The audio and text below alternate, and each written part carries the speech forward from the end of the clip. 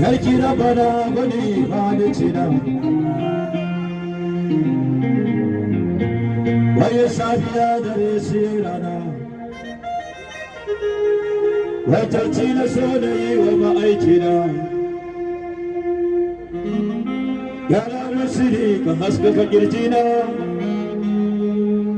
Ina bai cikin ya zama sun cancanta Shehu Tijani Sidi Allah Allah Allah Allah Allah Allah Allah Allah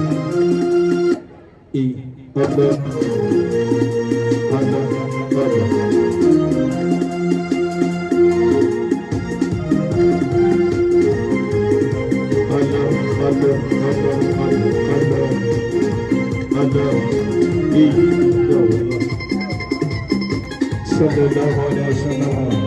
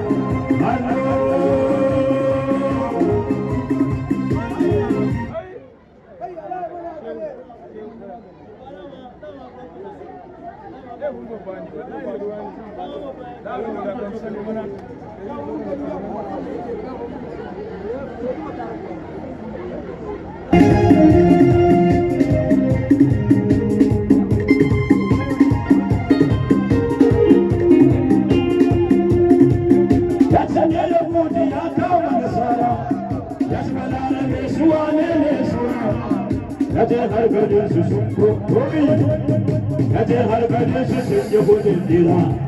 Ni ko ɗauki samari ina ce gashi nan, wane ne ya ja da kai ba gudunsa. Mai sauƙi idan da bai gaba aiki ba, abin da ga wanda bai ji masoyi ba. Kuma ɗan gaba wajen bai bege ba. Wani lokacin da zan sassauta ma, shi ne annabin da yake mun mata.